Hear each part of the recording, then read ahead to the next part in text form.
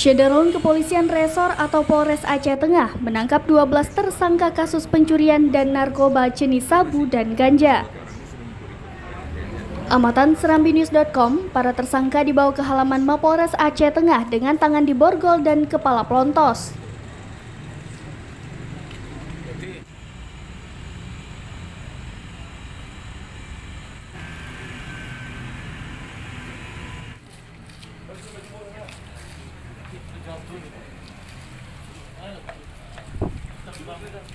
Dua belas tersangka tersebut diantaranya 11 tersangka kasus narkoba dan 1 tersangka melakukan pencurian dengan modus membongkar rumah.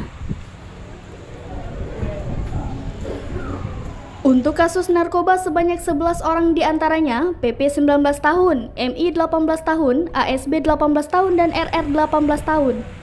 Keempatnya ditangkap secara bersamaan di rumah kos Kampung Blangkolak 2, Kecamatan Bebesen, Aceh Tengah.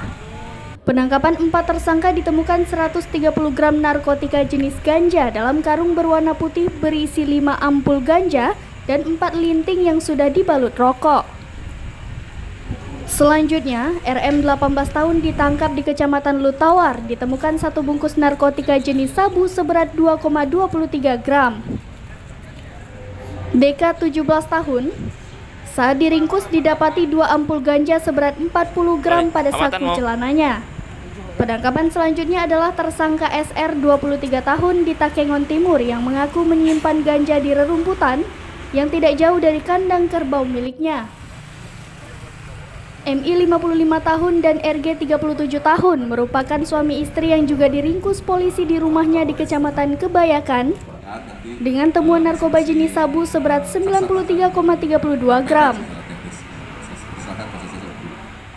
TI 35 tahun dengan barang bukti 1 bungkus ganja seberat 90 gram dan YI 38 tahun dengan barang bukti narkoba jenis ganja 640 gram.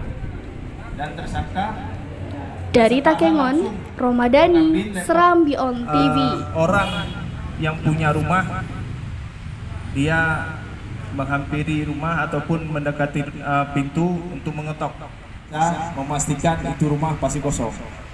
Jadi kalau misalnya memang dia berani, ya otomatis ya pasti diketok pintunya.